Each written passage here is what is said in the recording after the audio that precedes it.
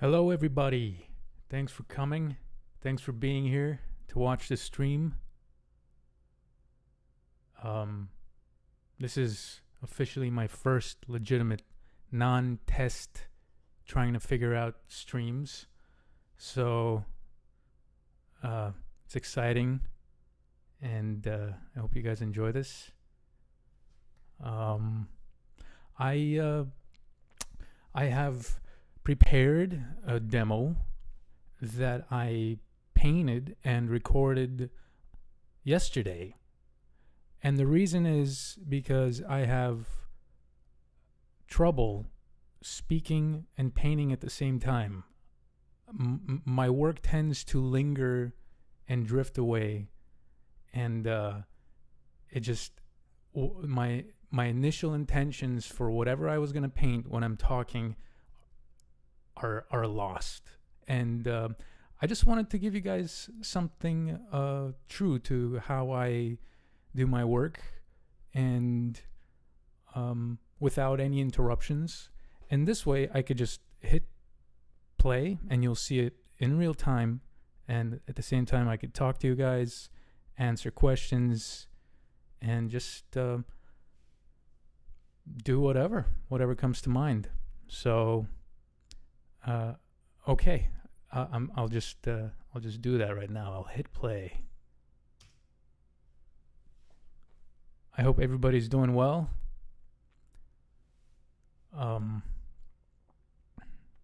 This painting that I'm doing here is actually based on a sketch I did a long time ago.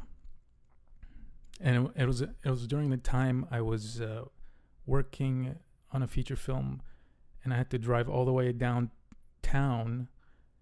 And there was this morning, really early morning, where the roads were closed to the usual route that I was taking, and I had to take these back streets. And I saw a lot of tents, and there were a lot of people living on the streets, and it was pretty sobering to see. And there was this street that was nearby the arts district, a little bit off, that just, it kind of stopped me in my tracks. There was a bunch of food trucks, and there weren't just conventional food trucks. There were different types of trucks, and they were feeding the homeless. And it was something that stuck with me, because that's very same day going into work, there were a lot of complaints and just dissatisfied opinions on perfection on this piece and that piece. And at the same time, I'm sitting there drawing, thinking, man, this shouldn't be a problem. Whatever we're doing here, the problems that we have shouldn't be that big of a deal, because just take a walk around the corner and you'll see actual struggle. But this was just heartwarming. So I'm pulling reference images that I found online, and this sketch was done on a sticky note, literally this size of a sticky note. And it was done from memory the moment I got in, and then I started working on whatever I was working on. But yeah, I'm pulling reference for color palettes, and here I'm just blocking in. I'm going to start blocking in the darks. But yeah, that's where it came from. So it's I was happy I was able to find it in my sketchbooks, one of my old sketchbooks. And that's something that I'd love to also talk about, is the importance of keeping things like this. It's priceless, because there could be gems of ideas in in those things that you probably would have never imagined of thinking of, even years down the line. So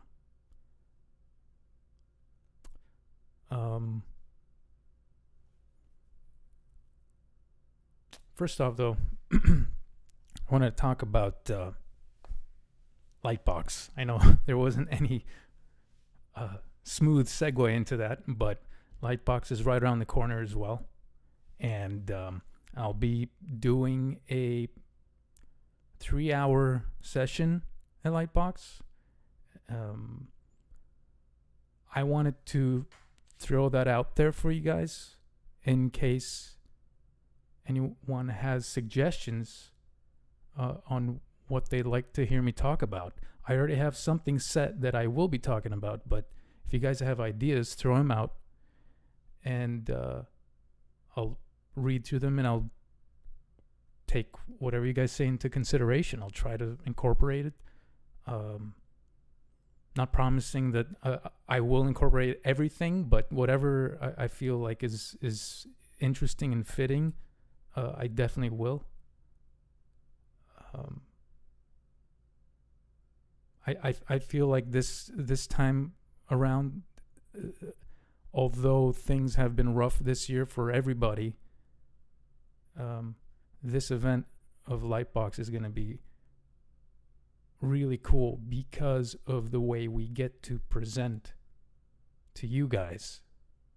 It's in a very clear state. It's right there in front of you. There's no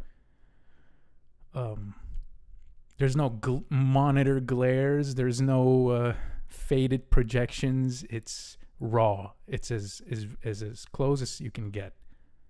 So yeah, if you guys have anything in mind that you'd want me to talk about when that day comes, which that day's actually on September 13th. It's on a Sunday, and my thing starts at 9:30 a.m. and it runs up to 12:30 p.m. So yeah, I love using a big brush here. It's when I start every piece, I try to treat it in the most simplistic and blocky way to just put things down. Especially when I have a loose sketch, there's something about letting it breathe and not trying to be perfect while I'm starting a painting. That is very important to me to keep that look fresh. So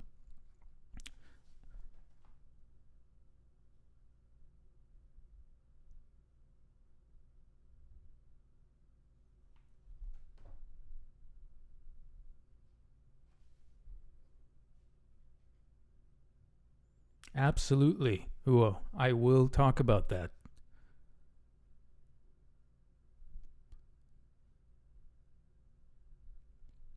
That's definitely on the list of things to talk about when Lightbox comes around.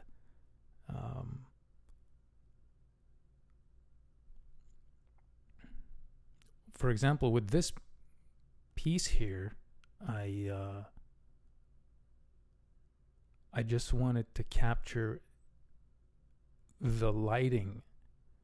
Of course, I'm following the sketch composition, and I'm trusting how I felt about it back then. I remembered it as soon as I saw the drawing, but it's really the design with the light that I'm focusing on in this one to convey a real moment that happened. And I'm drawing in the dark side, so I'm painting in all the darker values, and I'll let the lighter value sort of be a bit more transparent and pick up texture from the paper itself, because that is a photo of my sketch. Actually, I didn't scan it. Hello, Alex.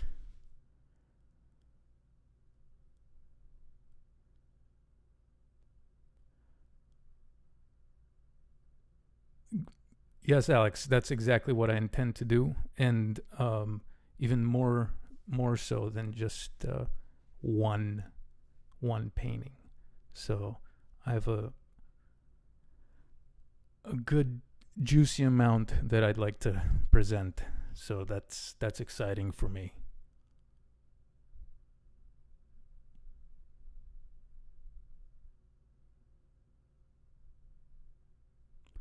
You know, I was thinking maybe I should be also playing music while this is going, but there's something odd that happens sometimes. The bit rate and the audio starts to become faded and digitized, so I canceled that out.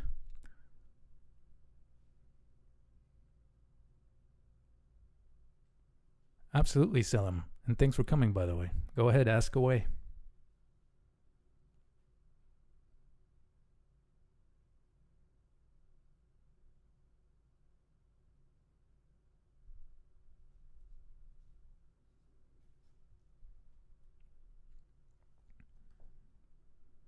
My goal here is to just keep it simple for as long as possible.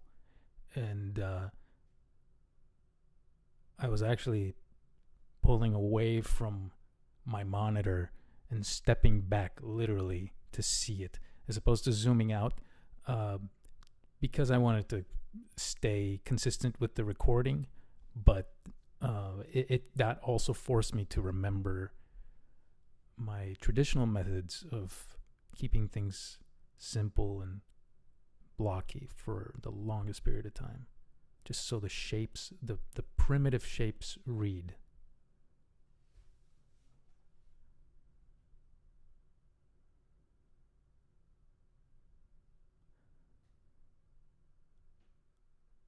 Jerome asks, how do I improve my ability to calculate the lighting?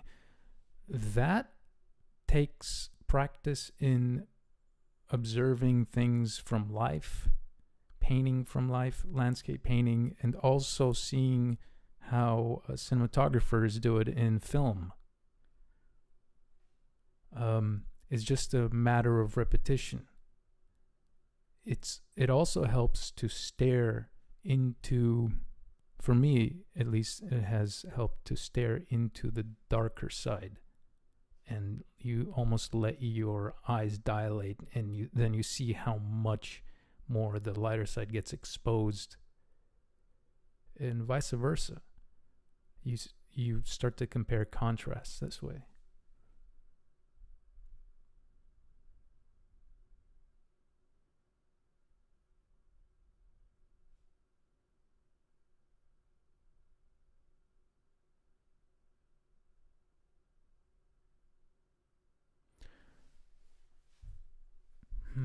Selim, I am reading your questions right now. How difficult is it to find a job in this area as a freelancer? You mean in keyframe cinematic illustration? I don't think it's terribly difficult, but I also think you have to, from my experience, you really have to be true to yourself, and you have to be unique with what you are putting out. Your skill sets, they have to meet a standard, of course. The thing is, when I started it, I was not as good as I am now. And of course, even now, I'm still growing. However, when I started, I didn't even start with Keyframe. I started with small bits of storyboarding here and there, and then I started doing effects work, deformity, zombie effects, stuff like that. But photo bashing, and before that even, I was working at a game company doing maps. Anyway, my point being is that it took a self-discovery, at least in my footsteps. I found out my strength, and I realized what I had already been wanting to do for a long time. I was just trying to see where I belong in the entertainment industry as a whole, whether it was games or film.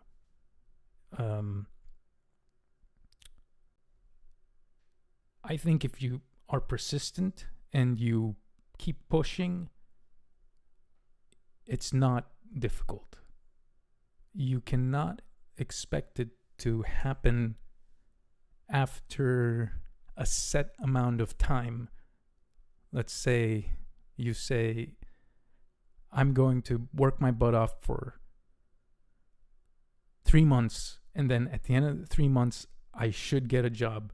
I think it's more like I'm going to dedicate my mind and imagination into creating these things, and hopefully I'll get noticed.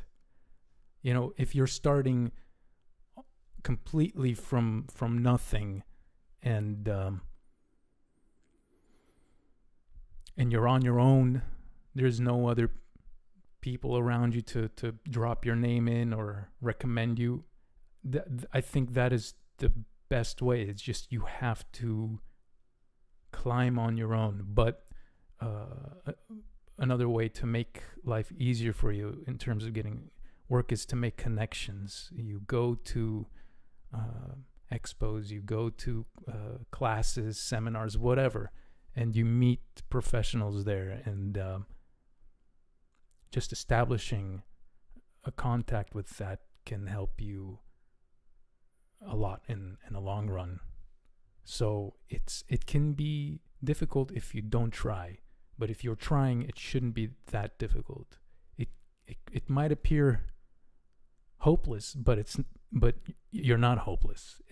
You have to understand this business is very up and down sometimes, and there's waves you catch that are just, it's like a drought.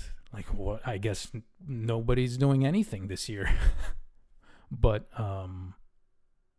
you should never lose hope. You should do exactly what you love all the time. Let me scroll up here. There's a lot of questions. I hope that helped, Salim.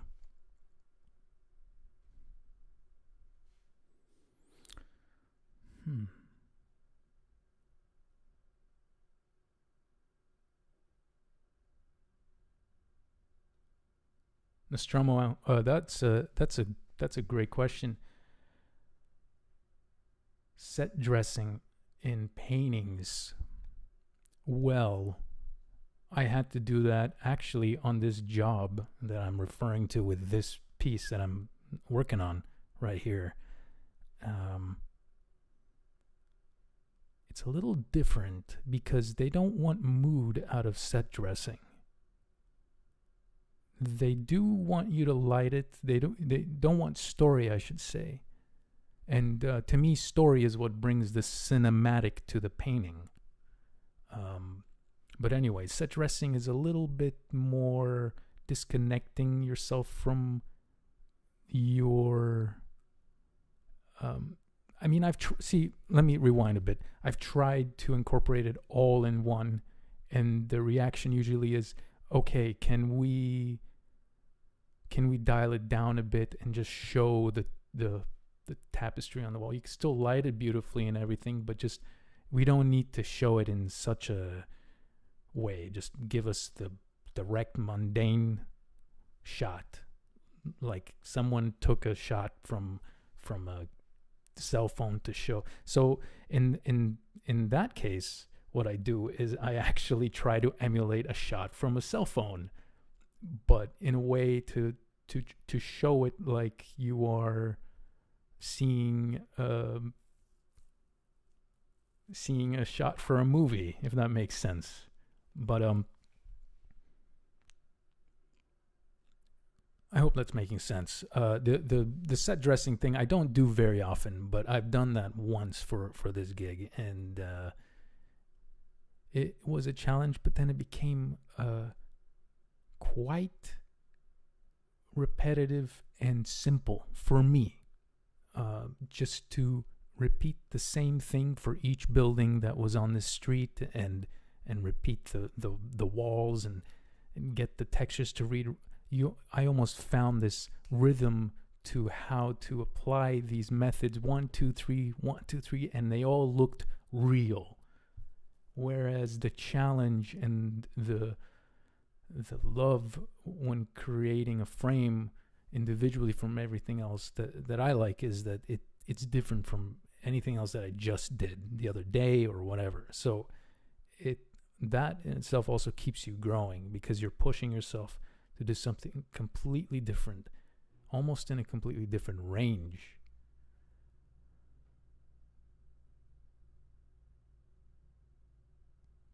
Yeah, what I mean by primitive shape is like just the basic.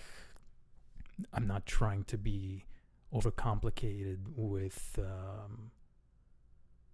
how detailed the shapes are, triangular or just something blocky. Just putting it down without having to be too finicky or thinking about how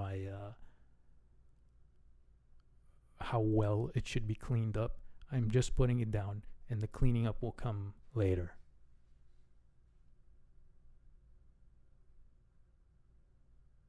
Amir, thank you. We're glad that those videos are an inspiration for you. We've been loving creating this for you guys. Ooh, I'm pulling Children of Men here because, interestingly enough, a little bit of a history about me. Before I moved to America, I lived in Germany for 3 years. I'm actually from Bulgaria, and we lived in Germany to get proper papers, green card, to come and live in America. So we fled Germany. I mean, we fled Bulgaria by train, and we lived in a sort of like a foreign camp shanty town that they put us in. It was like the refugee stuff that's going on today. Just people are leaving. Bulgaria was going under a communistic regime, and people couldn't really survive under that. So, Children of Men, there's scenes in Children of Men that capture that tone perfectly. And this alleyway, to me, also had that vibe. It brought me back to my childhood of how things looked. It was just so everything you would have expected things to be trashed and carelessly put out, but people were helping each other. That's what it was like in this time when I was little. Everybody was helping one another. All the different cultures. I think we were one of the only Bulgarian families. The others were Italians and Romanians and Albanians, and people were trying to communicate through hand gestures and sounds, until little by little, but pretty quickly we all learned German one way or another for the 3 years that we were there. Of course, we didn't spend 3 years in that encampment. We actually got sent out into a more of a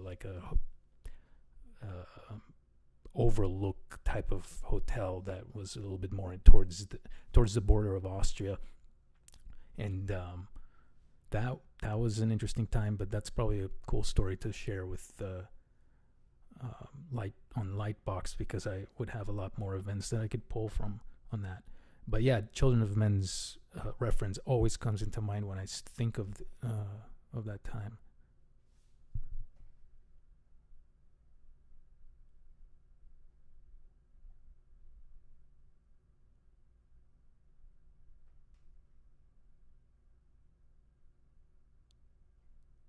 Hey, Wen, how's it going?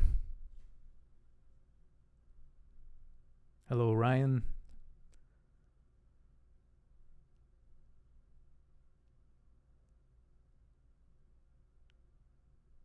Hi, Nizen.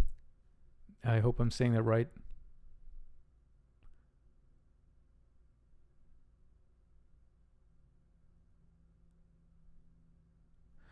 The purpose for keyframe illustrations, in my experience, is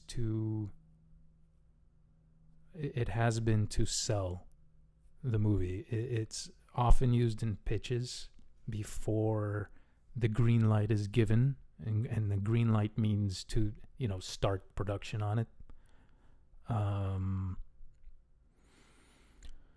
But in my current state, it's also to, let's say, green light a scene. It's already in production, and let's see if this could work out. Will this moment work?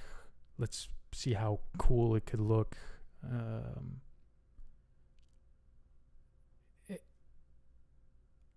It's not isolated though. It's not like it encompasses everything.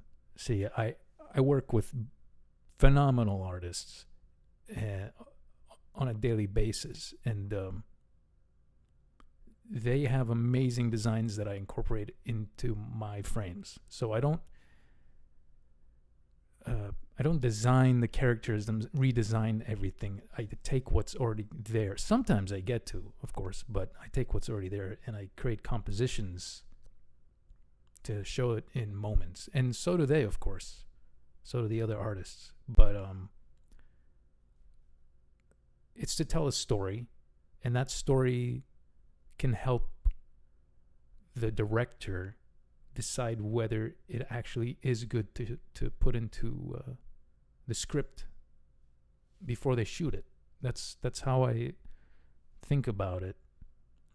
So that's also something that drives me to do good, because if it's a wonky frame, what if they notice that wonkiness and they cancel it completely? Or what if it's just not interesting? And they're like, that was worth a shot. It's okay. And then that's it. That's done. Or maybe they want to see something so complex, and then they're convinced that it would take way too much money to shoot. So, yeah.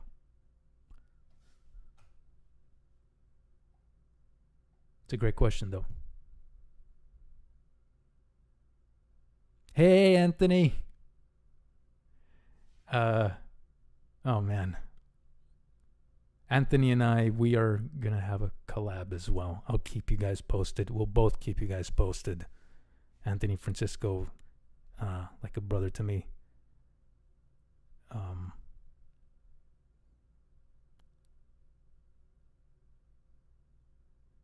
Nostromo.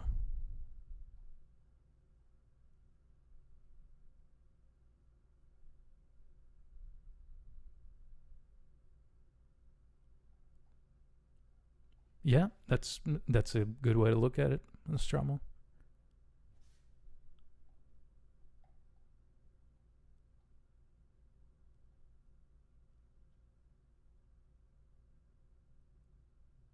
Thank you, Salim. I really appreciate it. No worries about the grammar.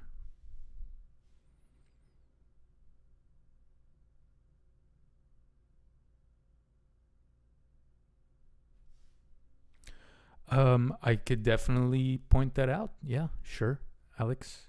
I will I'll jot that down. I'll talk about that Lightbox even.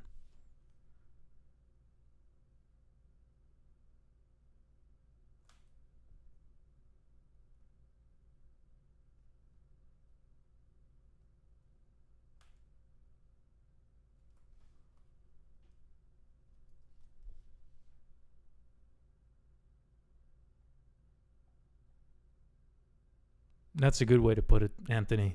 That's also a great way to use keyframes. I'm late on your guys' comments and questions. I'm scrolling down. I'll catch up.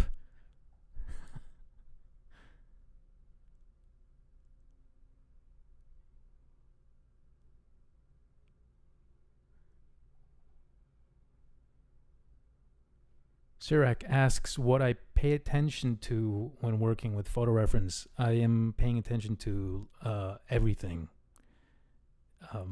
It depends, though, if I just want color or values, then it will be a little bit more specific, I guess.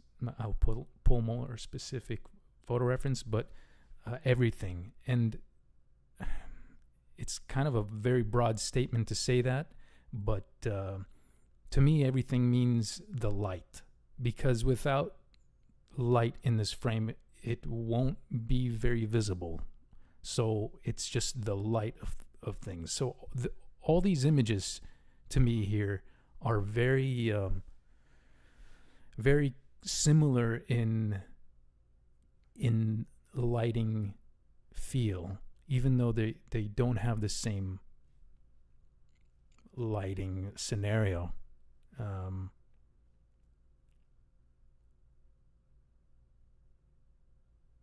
The color as well. I feel like the color is something that I'm trying to harmonize with all of this. If you take each photo and you remove yourself from its literal statement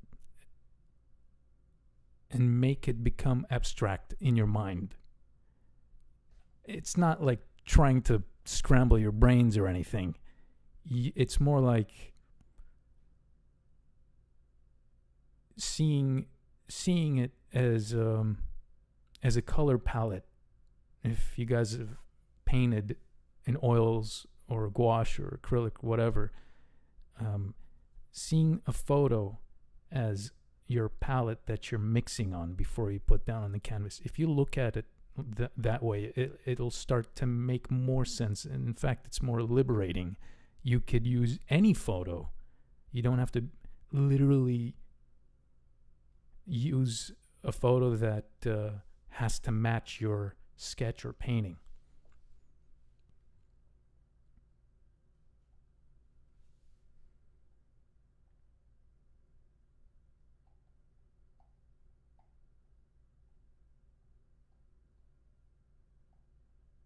Thanks, Anthony. It's good to have you here as well.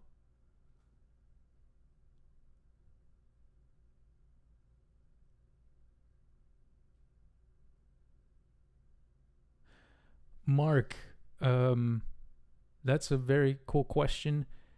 Brushes, it's great to have you here as well, by the way. Brushes that work well with Mixer, I feel like, are any brushes you want.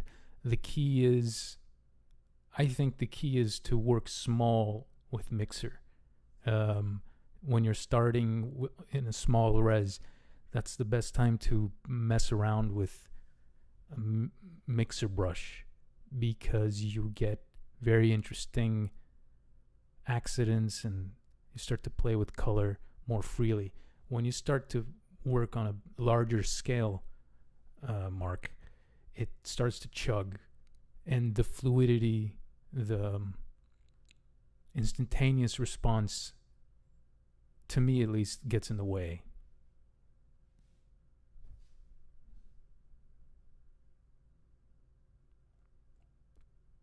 I could probably talk about Mixer brush on Lightbox as well.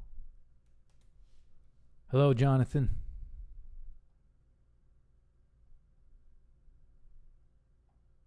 Oh, thank you, and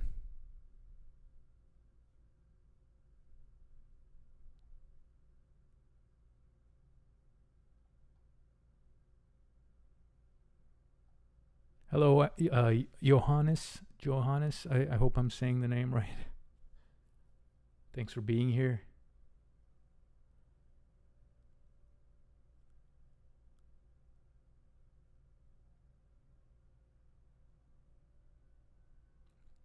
That's a really great question, Andre.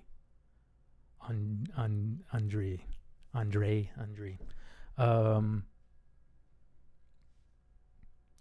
And he asks,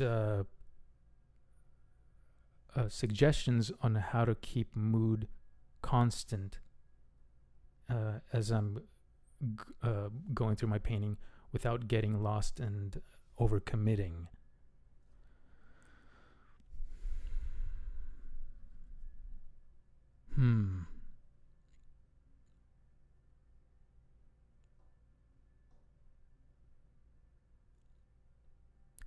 You know,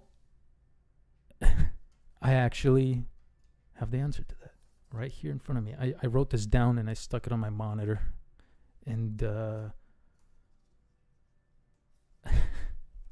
I look at this every morning before I start working. And it's something that says, keep your work simple and to the point.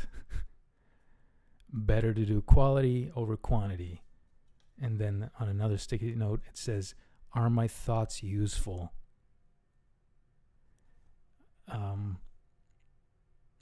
It's almost like a hack to my wandering mind. And what that means, what these questions mean, is that when I start painting,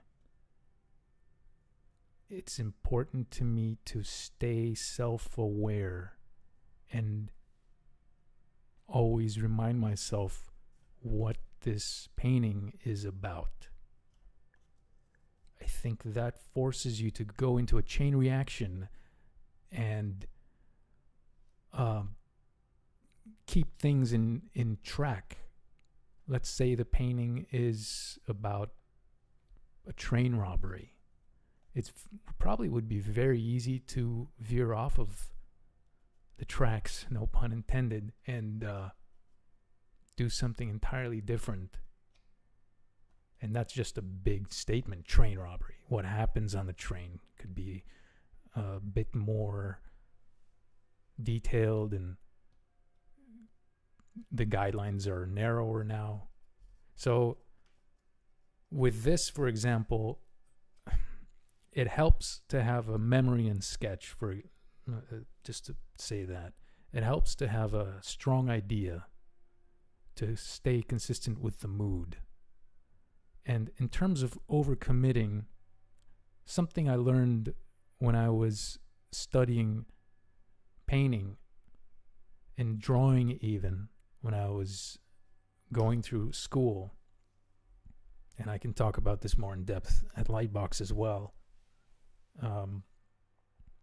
is to treat everything in harmony.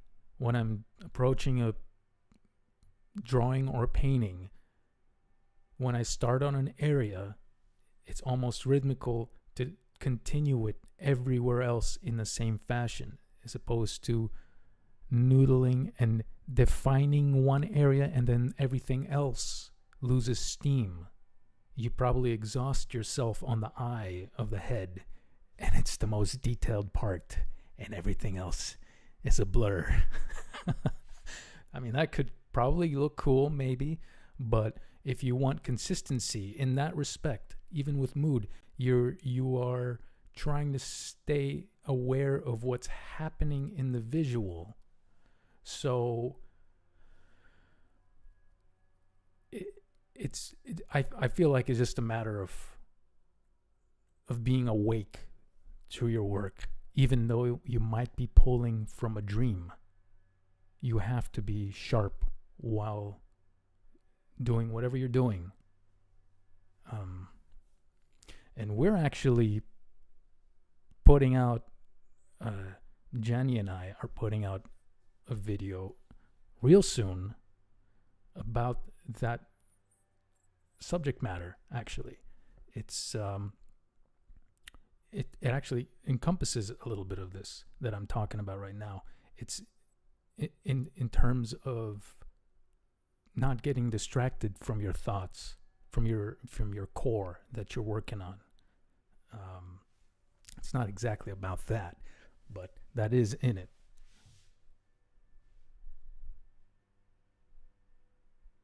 So yeah, stay tuned for that as well. That'll be a cool video. I'm excited to put up.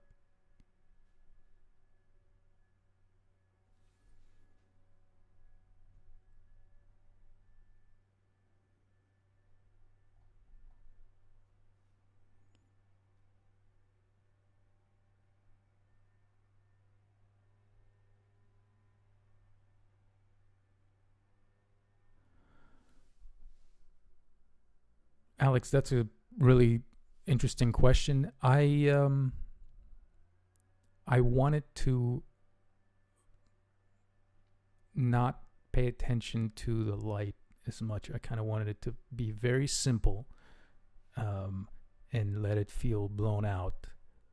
And there is, in terms of capturing things through a lens, there is a blue light type of fall off that happens, especially when it's on a low end camera.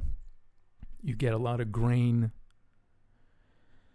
So I'm thinking about the light in that respect, the light side. So when I'm thinking about that, instead I'm putting all the warmth and richness or the nuances in the darker side. I'm focusing on the exposure to be a bit more for the shadows, for the subtlety in the dark, as opposed to the contrast being too high that you won't see anything in the shadows and the light will just, it's also not as interesting probably to talk about the asphalt and the very little sliver of sky or the highlights. So I think there's more information in the dark. There's more of the story in the dark that's happening through the depth and layers here as I'm pushing through this. And I'm actually looking at my photo reference,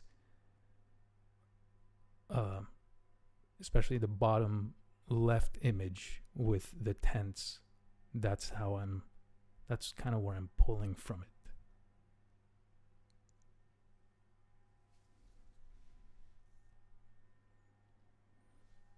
Thank you, Andre.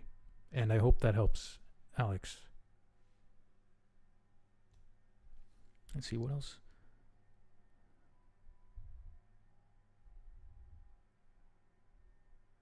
Yeah.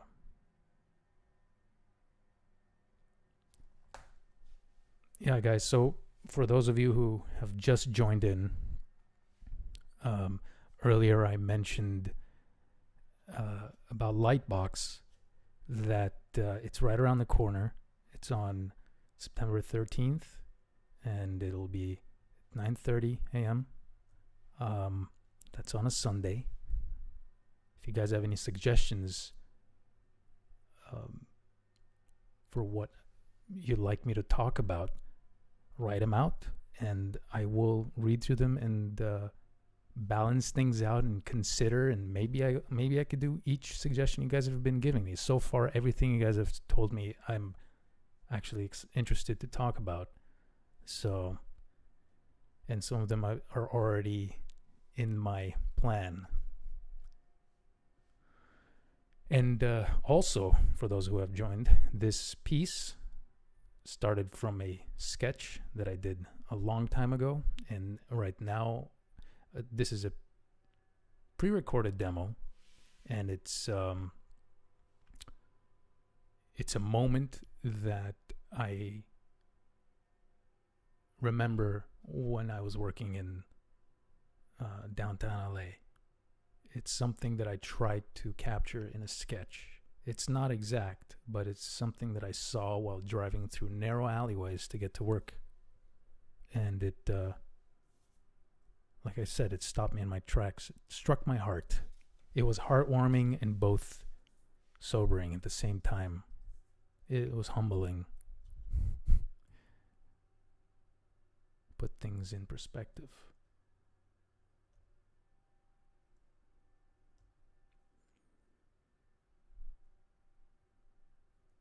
So here I am looking back and forth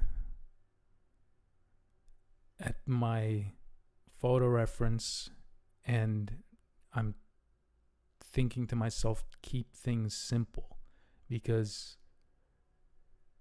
I gotta say, despite the fact that I'm painting this in complete peace, there's no distractions, I still get distracted. I start noodling, I start thinking about other things, and I start to noodle away. So you might catch some areas where that's happening, and then I just take a bigger brush and I simplify it Like right now, I'm using a small brush for some reason.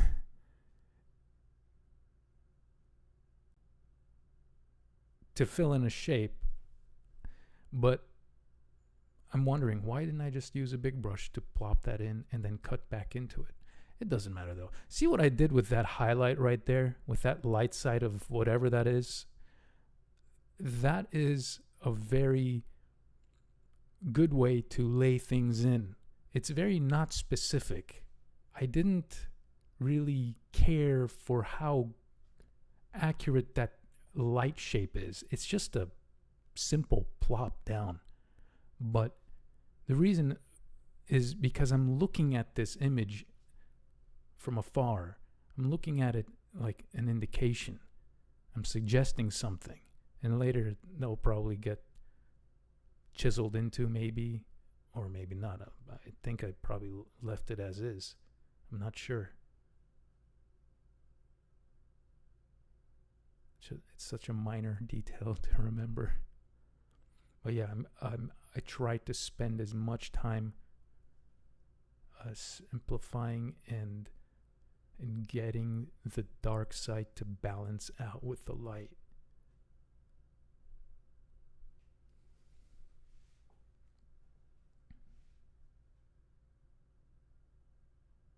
Calvin, hi.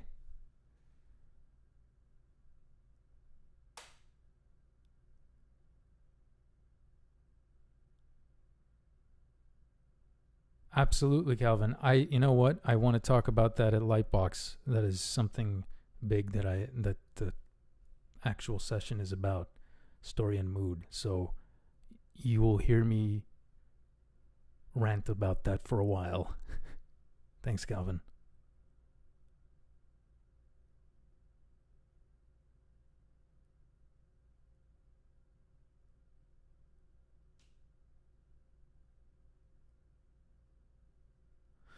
Alex, that's a great question. I feel like I can be both very analytical and also very free and abstract with light. Sometimes it's really fun to just stumble upon random things with exploring light shapes, light and dark shapes, but then I start to analyze how much light I want in my frame. And then little by little, maybe where that light is coming from or how is it working. But you know what I've realized? Not too many times, but I've noticed thinking about that when I'm trying to think where the direction of light is coming from, I fall into an area of stiffness. My pieces start to sort of suffer from trying to be too mechanical, too perfect. Like I get too far into my pieces and I start to readjust things, because now all of this that I've put in, I have to change it due to how the light is functioning, and that's okay. However, maybe if I was to think about the work in broad terms, like if I was to think about the lighting scheme, very simple, like top lit or bottom lit, done, as opposed to the direction of it coming from a specific angle.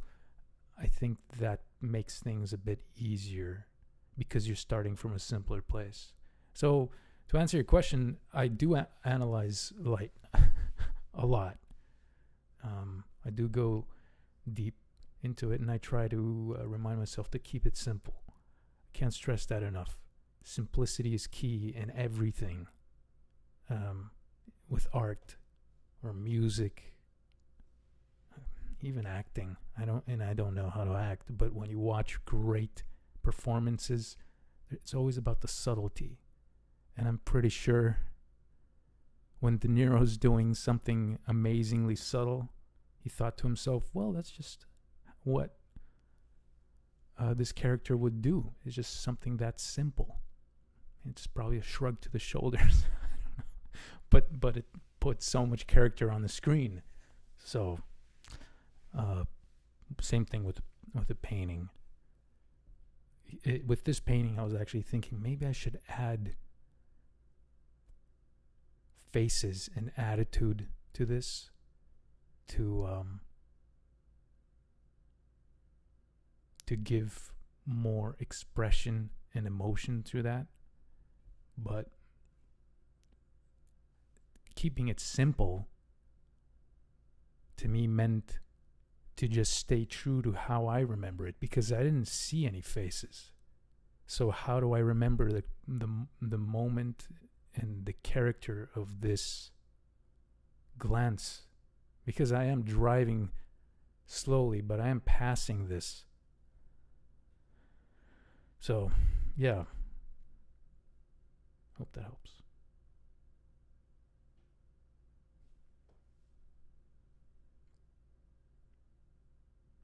Things outside of the frame. That's a really interesting question, Ryan. How often am I thinking about things outside of the frame? Actually, all the time, because I want to be in this world. I want to be in this world. I want the audience to be here with everybody else that's in this frame. I want this to feel like you're in it, to be natural, not so much as it's staged. It shouldn't feel like you planned it all out and then you polished it. I feel like a good cinematic frame coming from your heart should feel like you were just there. And that's also what could make things feel like it's a paused frame from a film. Because when you certainly pause something, it's not at a perfect moment unless you dial it back right at that extra little frame, and then you just pause it. What's the point of that? You want to capture life the way we see it. I mean, that's at least my tip to you guys is, if you want to create evocative imagery, try to not only pull from your memory, but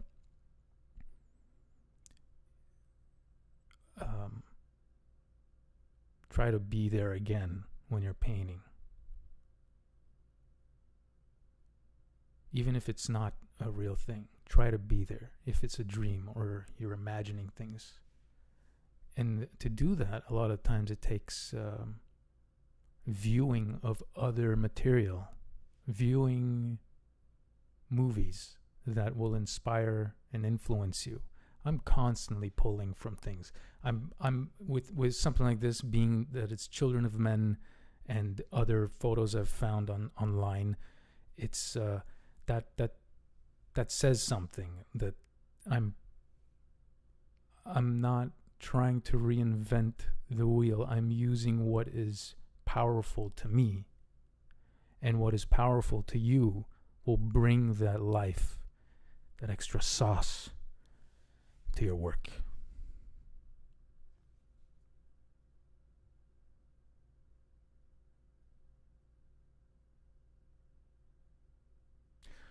Selim, man, I love to talk about that at Lightbox for The Last of Us, but working with Naughty Dog and working with John Sweeney and Neil was awesome. It was too short. Even though it was about a month or 2 months, I forgot the amount of time. That's a good chunk of time, I think. But it was great. They're such an energetic and exciting team to work with. Very, very creative and not afraid to take risks. I mean, I've played The Last of Us for a little bit, and I've seen playthroughs, and I just don't have enough time to play games. But man, the work shows it, hands down. One of the coolest games to have come out recently is The Last of Us.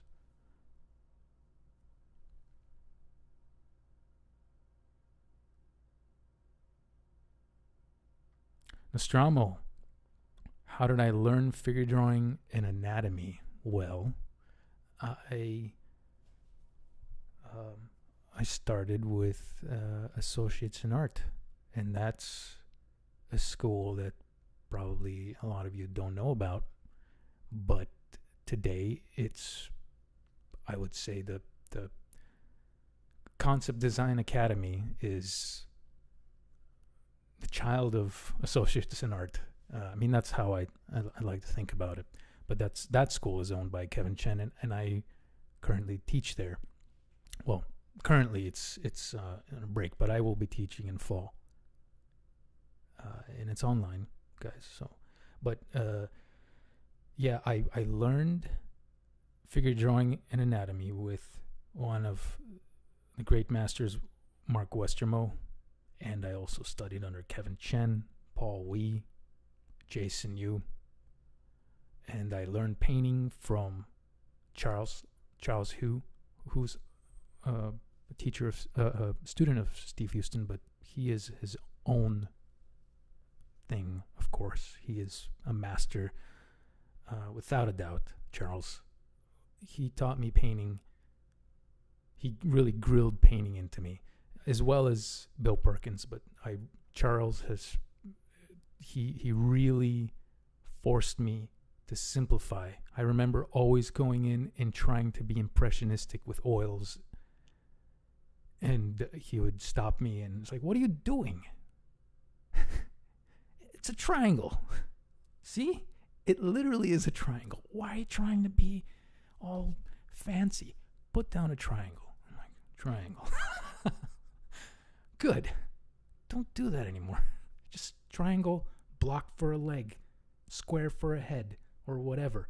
Just keep it simple. And then when you walk in the back of the room, you'll see how it reads because you're capturing the values right.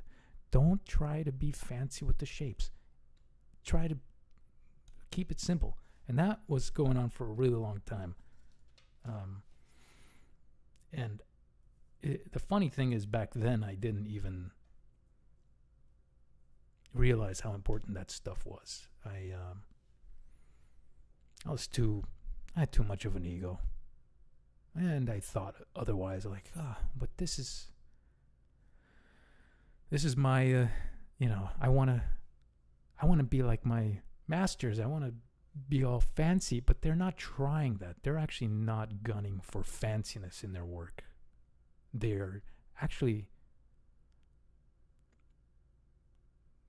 they're failing and trying again, and they've done that for so long that it just looks amazing to us who are not there yet.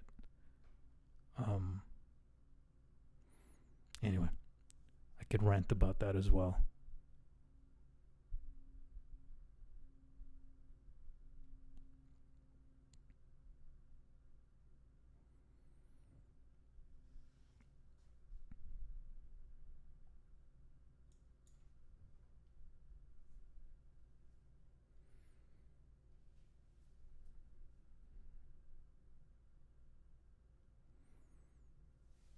So I'm flipping the painting here, and it's just making me see it with a fresh mind. I like to do that. And when I check perspective, I flip it upside down. But I feel like I was confident with the sketches perspective. But see here how I'm color picking from a certain part of my painting and moving back and forth through the light and dark. It's keeping it I'm keeping it harmonized. I'm keeping the values grouped at all times. That's also something that's in the back of my head when I'm painting this stuff. I'm trying not to stray away. I'm trying not to introduce something completely irrelevant into this family of value and color. So I guess that in a way is a commitment. Also, in terms of my brushwork, just really quickly, recently I've been doing a lot of pen drawings, and I have reminded myself to keep my brushwork as committed. And if you've noticed, this is just one layer. Much like pen drawings, you don't have layers. It's it or it's something else. You either get something nice that you're looking for, or you get a little scribble. So with a painting like this, I'm moving very slow.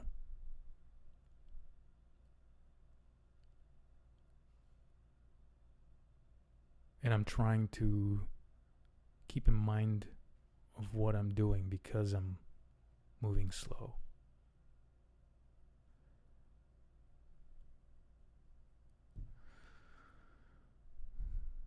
I think that's very important.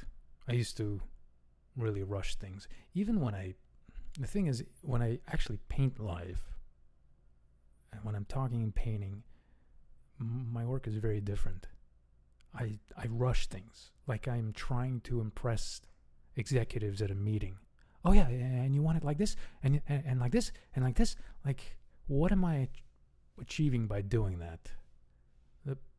They actually want the end product to be nice. And when it comes to a demo, it's best to show you guys an honest way of how I approach a piece without any of that noise. But it's very interesting. I don't know if any one of you guys struggle with that in terms of talking and painting or drawing at the same time, but I really, really have problems doing that at the same time.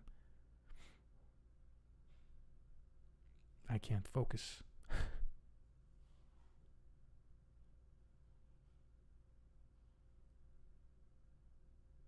Tokyo, thank you for being here. That's a cool question. That's a really nice question to ask, and I want to talk about that at Lightbox, but just to say it here briefly, cinematic to me is capturing a story moment. It's capturing a moment with life.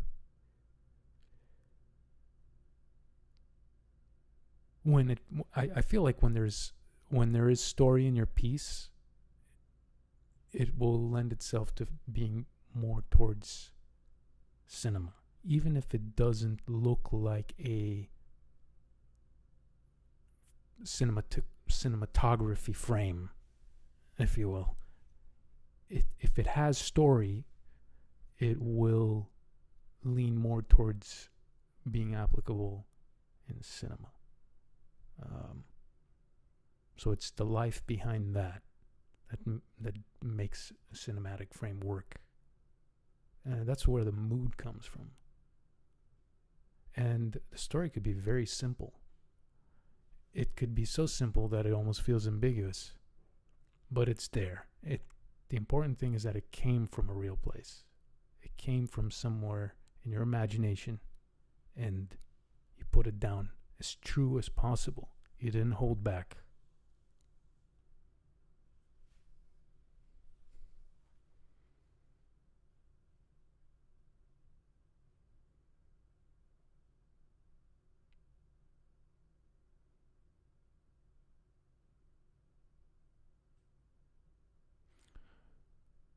Juan, thank you so much. And when, that just reminds me again of Mark Westermo. He would do 1 hour demos, long figure drawing demos. and he would talk to them and they would come out looking amazing. I don't understand how an artist does that. It takes practice. It's a hard thing to do.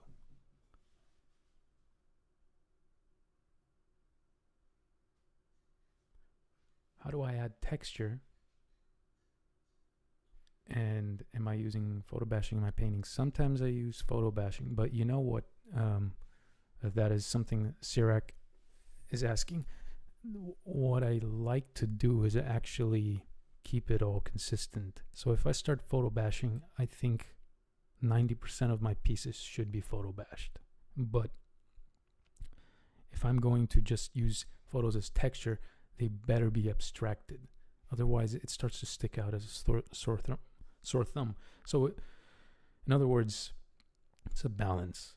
I have to make that decision early on. And I personally really love just painting from photo reference because in a way it moves faster than photo bashing. With photo bashing, you could be presented with unexpected challenges, unforeseen consequences. And then you have to adapt to that.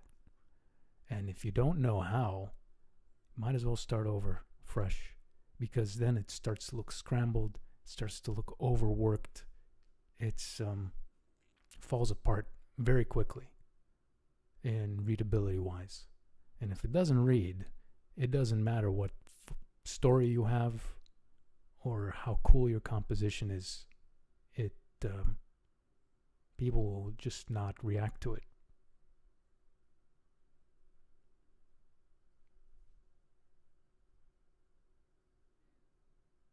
Johannes, am I planning to sell prints? I am planning to sell prints, and I'm also planning to sell videos, Gumroad videos, be it. So I will keep you guys updated that. However, this YouTube channel is also here for things like that. I can't promise that I will be streaming on a constant basis doing this. This takes a lot of work and time and thought to put something tight like this together. But sometimes I do enjoy just starting whatever and talking about whatever.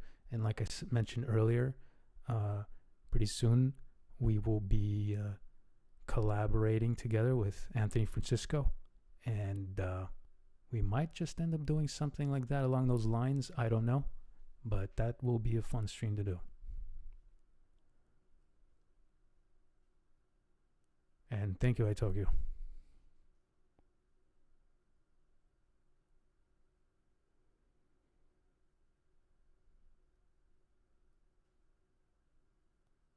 Yeah, that's a great way to put it when Mark made perfect artificial intelligence level decisions in his drawings.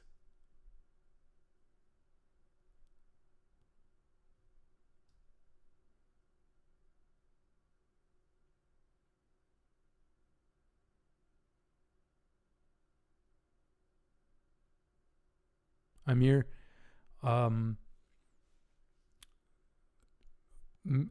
maybe that could be in the future. I have to talk further with Mache. I have to get things really figured out in terms of what's on my plate, because I really like Mache and I don't want to overcommit and say something that could happen and then I can't do it. I hate doing that. And that's happened before where I'm like, yeah, I could teach. Really? Yeah, awesome. Let's make a class. Hey, I can't teach. Just come back the week before the course is supposed to start. I can't do it. I just can't. It's just so much on my plate. Man, you said you could. So, yeah, I have to really figure this stuff out. Otherwise, it'll be kind of anticlimactic and disappointing.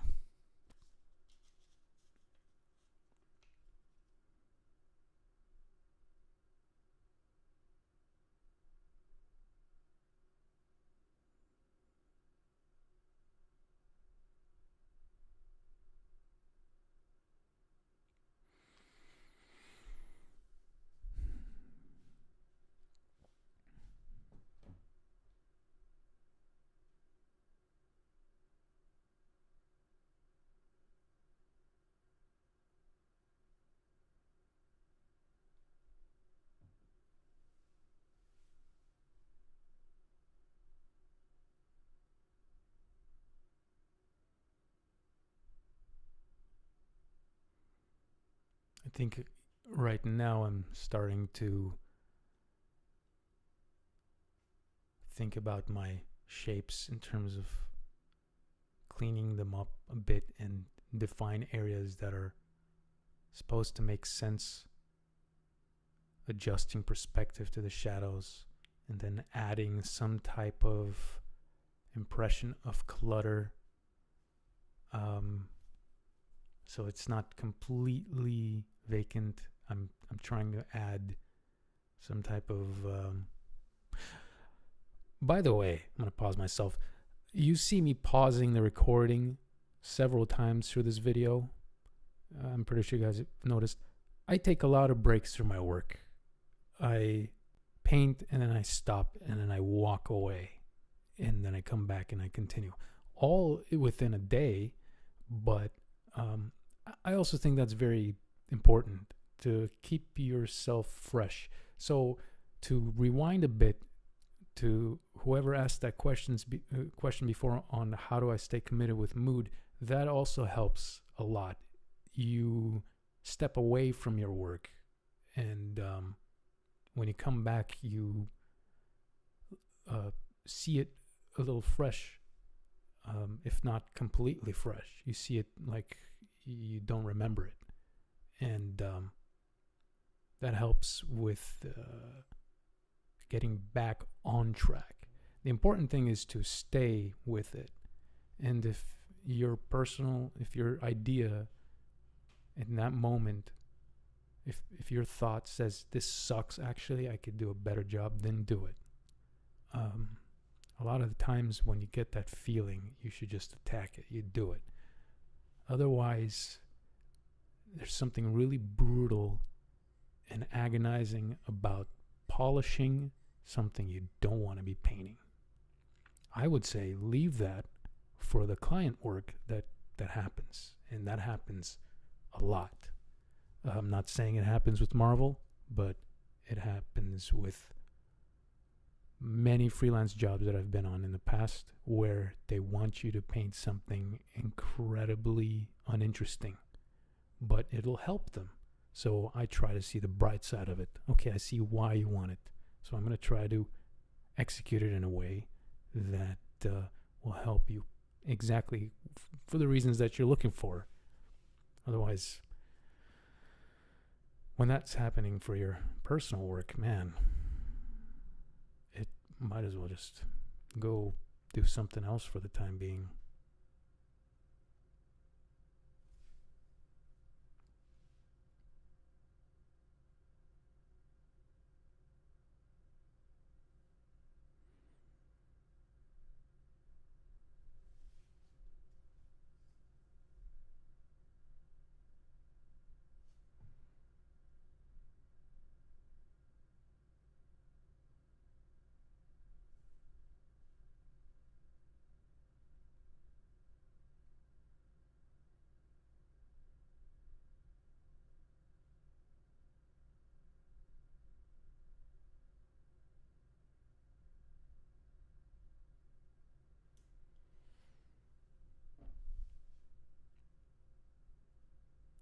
So as this painting is getting closer and closer to its final stages,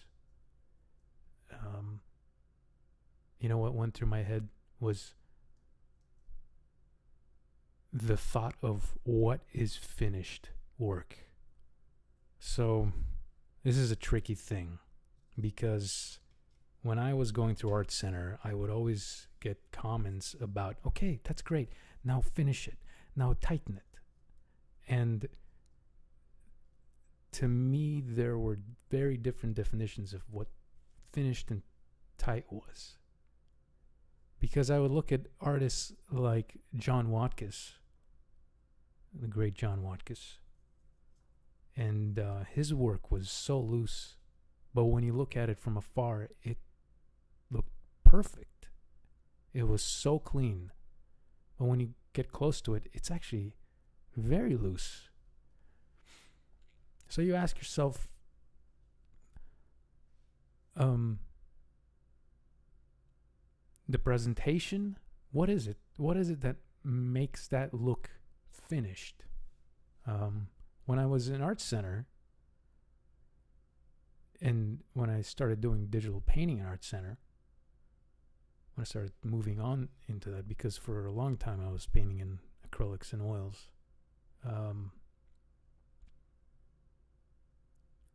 the way I looked at it is people could see it right there on my screen, and they could zoom in all day long and see nothing, because it was so simple and so rudimentary, and yeah, it was unfinished, but I never could explain to myself what finished meant. And it took time for me to realize that actually a finalized piece to me is when it says everything it needs to say, and it feels alive, and it keeps the viewer looking at it. It keeps the viewer coming back to it. It stays in the mind of a viewer. And how do you know if it does that? By the reaction of the viewer. You could only hope for that. Maybe it doesn't. It shouldn't tear you down if it doesn't. But I feel like if it does for you, if you're excited about it, in that moment, that's a good place to know when to stop. Otherwise, you could take it further and further and further, and get all those conversations and people asking you, or make it tighter. Oh, it's finished. Make it tighter. And you're like, oh, God damn it. I'm just highlighting the pores, and then you get nothing. You get anger and frustration, because it's something we just didn't understand at the time. And I'm speaking for myself, really. I didn't understand it at the time, and I didn't understand it until very recently, that finished work is actually, to me, when it's successfully communicating everything it needs to communicate. If I could tell, like, I'm asking myself, for example, if I'm going to focus in on a detail, can I see that he has a foot? Can I see that he has an arm? Can I see that there's shoulders, a head? Am I indicating it just enough for that? Or do I need to spell it out and spend a good 15 minutes painting a clear foot? Is that important? Or should I edit it in such a way where it reads quick and it's enough? Your eye and your brain passes through it. You accept it. Is that done? I think that probably is done, because the point is to look at it as a big image, as from far away. I get confused when people zoom in on things to check how detailed it is. I mean, that's great. That's great, because that's also needed on production work. They want to know what the texture looks like on certain things, and you put that time and hard work on doing microscopic detail on armor, on the surface of the ground, or oil slicks, and in that case you do 3D renderings. I myself don't dabble with 3D very much, but if I was to try to emulate things to that degree, to that detail, I will be using photo reference all day. Not necessarily bashing, but color picking and trying to get that mark of an oil slick, trying to get that simplified brushstroke for a highlight on a car that's curving in a particular way. So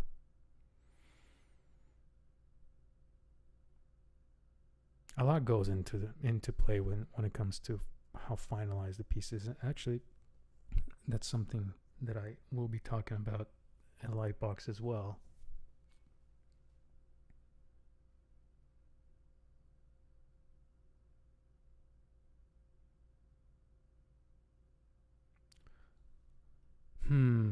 Alex, Can I name a few underrated, less known digital artists that are interesting to me? That is a very interesting question. I don't know how to go about answering that because I generally don't think about artists in a way like that. Like, I don't classify it in my head, but I know what you mean, and I'd have to think about it. Off the top of my head,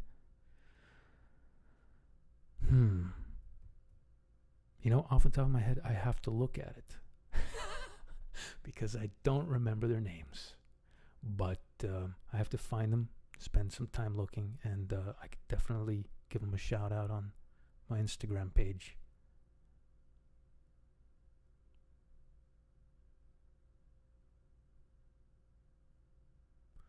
Andre asks, when I come up with an idea, do I try to attack it from different angles in sketches, or do I decide as I'm starting to paint? That's a great question. I try to save myself some trouble and tackle it, if I really don't know what to do, tackle it in sketches and then stick with one or two ideas that work. To do it as I'm starting to paint can lead into a dead end because, and I'm speaking in terms of working for your client. If you're doing it for yourself, you're free to do whatever you want. You can try doing it as you're painting. You can try doing it with sketches, whatever you like. Exploring is an amazing thing, and it's still amazing when you're working for somebody. But I like to do sketches. That's it's a solid way. It's an efficient way to find an idea, and the sketch is very loose. Let me see. Well, I could actually post the images. I can pull my sketchbook out and take shots and put it up. But yeah, it's as loose as you saw the sticky note drawing before the painting went.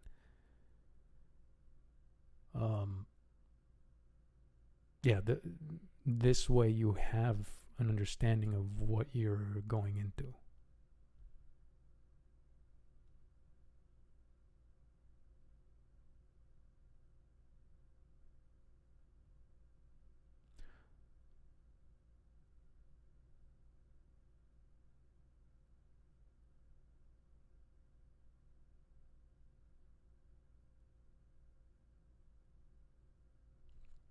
Nat, thank you. Thanks for being here. I do show my work to other artists before I submit it.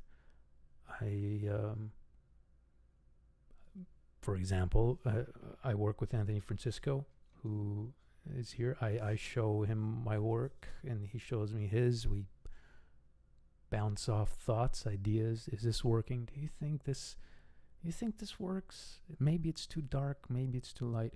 And then we work on it further. And then when it's done, a lot of the times, actually, sometimes we don't have time to do that. But when we do, we always do. And when we were working in the office together, all of us, there's a lot of times where we just take breaks and walk around and sort of peek over shoulders and, hey, just taking a look. That's not happening now, but we do share it here and there. I think it's good to do that.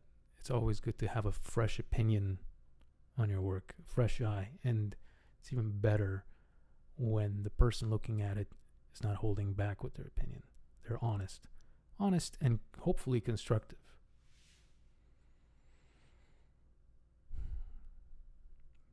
I don't think I can recall a time when I worked with someone in this industry that was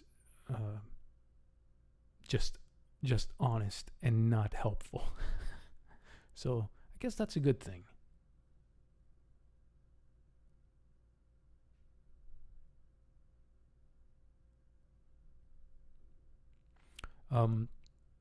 Here I am trying to capture the wrinkles and the sagginess, the subtle folds of the tent And it's funny because it becomes cluttered. You'll see me get into a little bit of a unpleasant mark making business here in this part of the painting, and then I go back in and I simplify it. I try to eliminate a lot of nonsense that I put down. As you watch it forming, you'll see what I mean. As things start to look spotty and not unified anymore, because now I'm tunnel visioning into wrinkles. Like, okay, now the entire painting, the big picture, has been forgotten, and I'm in this moment of, how does it look? Okay, there's light here, and all these thoughts are going through my head in terms of what's coming next, and there's a light part and a dark part and light part, and this, despite the fact that I'm working at this distance, it's like I can't seem to remind myself to step back in moments like this. This happens every time in almost every painting I do, and it's, I guess, it'll just take me a while before I can become smooth at it, natural at it, and just not worry about it anymore. But I feel like it's good to have some type of error in your workflow, because it keeps you sharp, keeps you self-aware, keeps you pushing further. I know that's probably weird to say, to have errors, but it's like saying I'm actually grateful I'm not master level, or whatever that means. I don't think masters actually think of them as masters. We put them up there. We put them on the pedestal. We value their work that way. So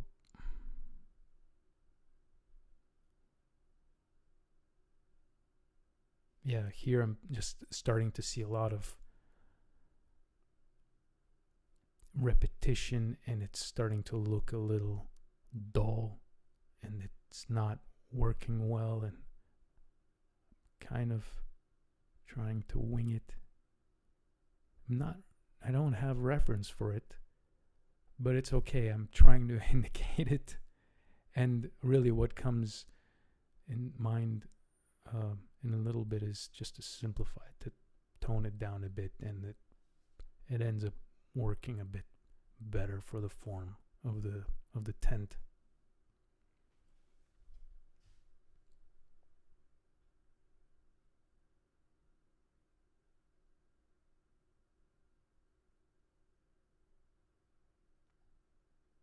Andre, I'm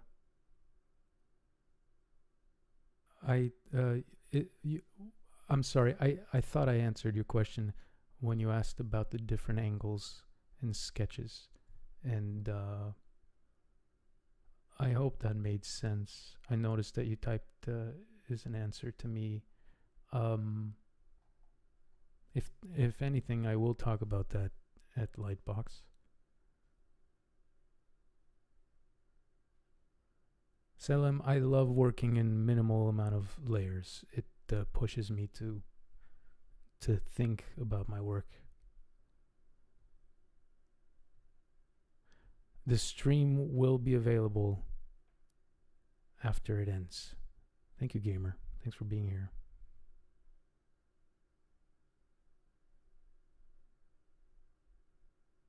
Anthony, that's a great thing to put out there. Yes, brainstorming sessions with other artists helps tremendously.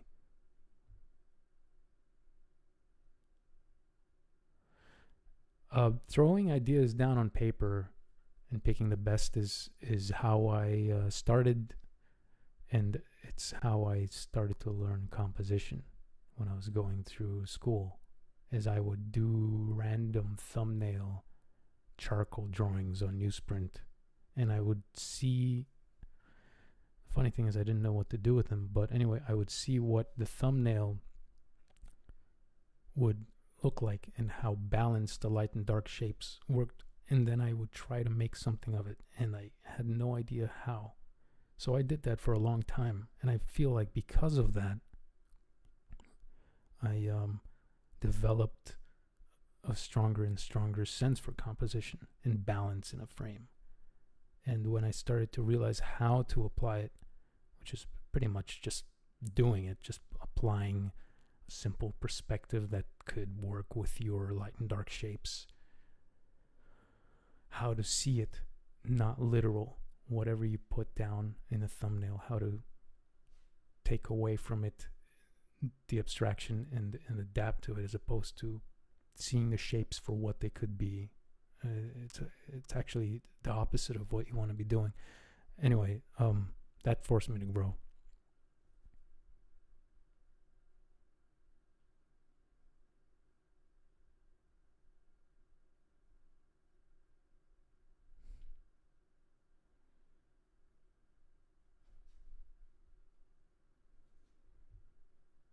When the amount of time I spend on a keyframe for Marvel differs. Number one, it depends on when they need it. If it's Monday and they need it by Friday, I will spend that amount of time on it. If I have other shows that I'm working on as well, I will prioritize the closer deadline and spend more time on it. It differs though. Like sometimes it's like 2 to 3 days. Sometimes it feels perfect and I spend exactly the amount of time I spent on this, just a little bit more to keep it tight, or to add extra detail. Let's say if there are facial expressions of characters that I need to add, of course I would spend more time on the faces, but sometimes it just happens in 4 to 5 hours in a day with breaks. Sometimes it's broken apart in 4 days. So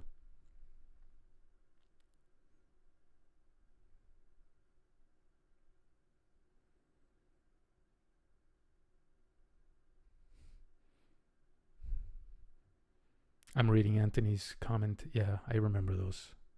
Just talking about crazy ideas, and that fuels something to do about our piece, and then you realize we should get back to work.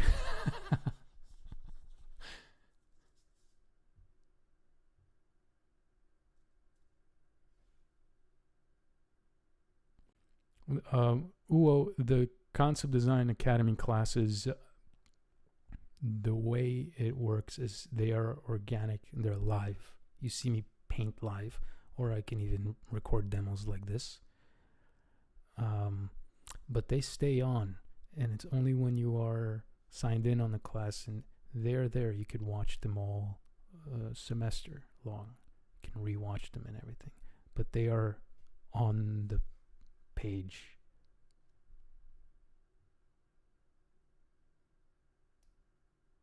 Thank you, gamer.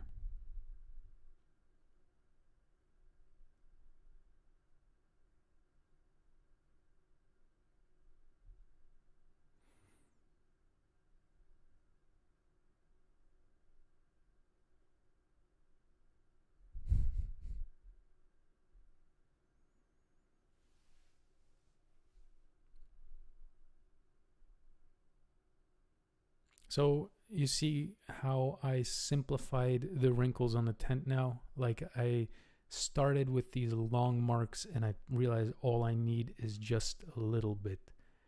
I don't need this extension of streaks that was happening. Now it has a more unified form and shadow shape. And here's something I do in the very end. With a sharp brush, not soft, and then I erase into it, of course, to make it soft. But I'm adding the bloom and I erase the edges. But I like to do that with a sharp brush because I see the shape. I see the actual shape that's behind it, that I'm hiding. I think that's cool. A cool way to look at it, because when it's with a soft brush, I feel like I lack control of what I'm about to do, if that makes sense. And same with the ground. The light bouncing off it. I do it sharp and then I erase from it. And that all falls back on things I've learned from Charles or Bill Perkins, Mike Hernandez even. I took Mike Hernandez's landscape painting class twice in my art center life. And I painted almost every Friday and Saturday night with Charles at the workshops at Art Center. Man, those are good times. But he always drilled that in to keep things clear. Don't blend. Don't try to be impressionistic. That comes later.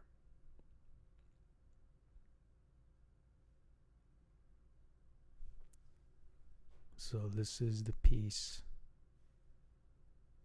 I'll pause it here. I have the actual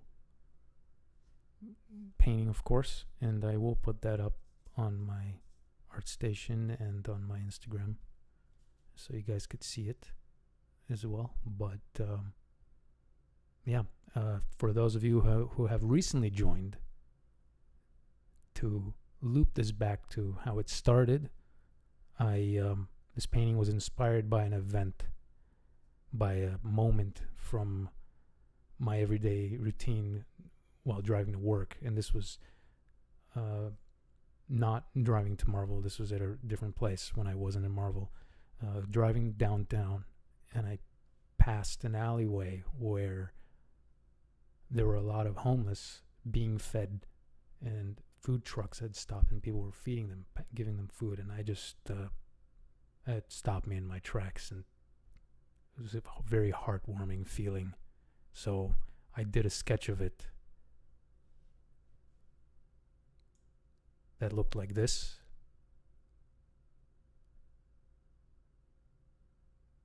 And then this is kind of how I remember it, is that early morning right before the sun starts to get hot, kind of like an overcast sky. But it wouldn't be, this isn't overcast because they clearly have shadows.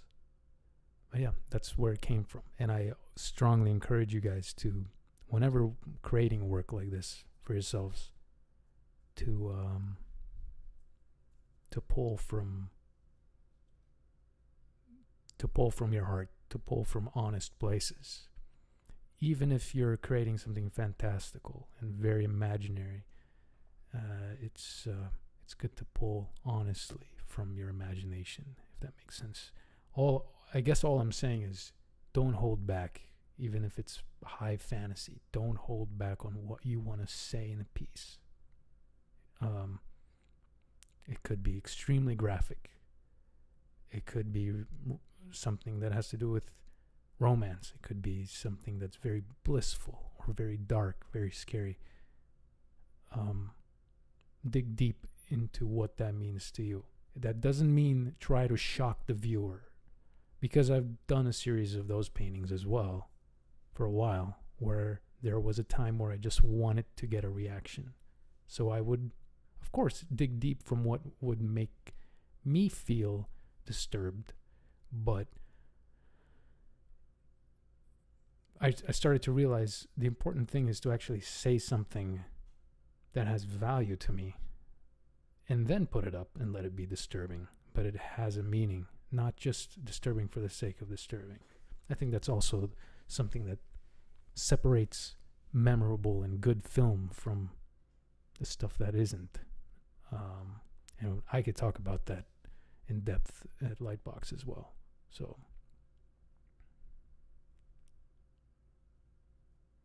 thank you, Anthony. I think this about wraps it up. I will give you guys just a small moment. If you guys have any other questions or suggestions, suggestions for a Lightbox on what I could talk about, please say them now, or you could leave it in the comments of this YouTube stream. Just make sure that you say for Lightbox. It would be great if you this and that, whatever. So yeah, if anybody has questions right now that I could answer live, please feel free to shoot that out.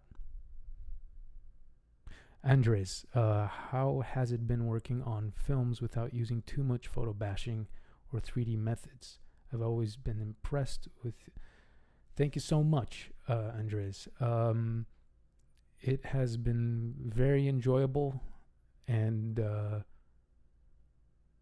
I hope it never ends being that. There are times where I'm asked to specifically photo bash because producers and directors want to see it that way, and in that case I do it the way they ask me to. I don't fight it. I respect what they want me to do because there's time and money on the line. So, but otherwise, this is kind of diverging from your question a little bit. I love just painting it, but still I'm using photo reference without a doubt. It's hard to invent something like this. You must have an incredible photographic memory to do this completely without any reference. Thank you, Alex. I'm glad you enjoyed the demo.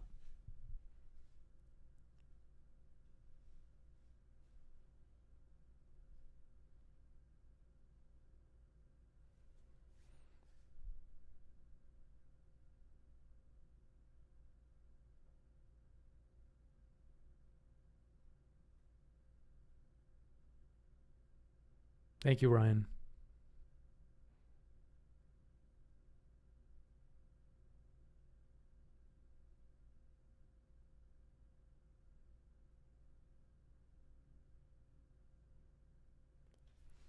Okay, guys.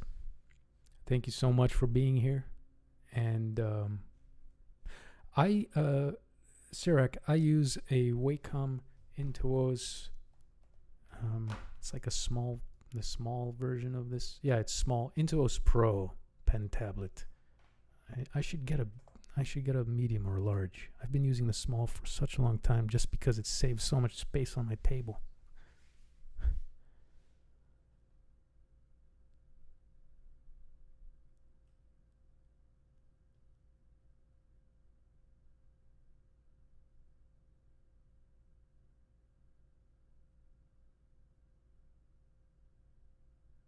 Andres, keep at it, and you will. Keep pushing towards your goal. Massage your dreams.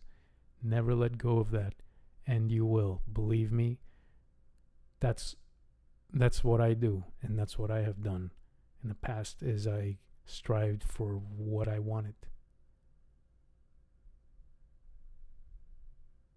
Thank you, Sirac.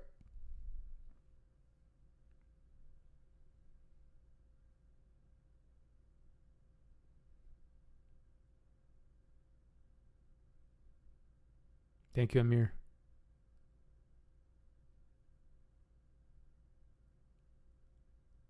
Uncommon sense. If you don't mind, that's something I want to talk about at Lightbox, is those type of exercise practices. That will be streamed here on this channel when the day comes. It actually, my Lightbox presentation is on September 13th. It's on a Sunday, and it starts at 9:30 a.m.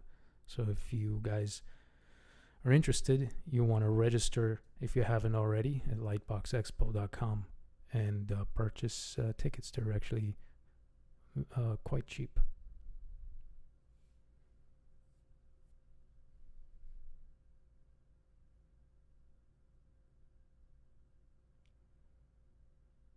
Thank you, guys. Thank you so much. Okay, I am going to end the stream now. I really appreciate you guys coming here and watching this demo. If you guys have any other questions, please feel free to post them in the comments below, and I will try to answer them. Some will probably be answered even in Lightbox, so stay tuned, and stay tuned for future content. Thank you, guys.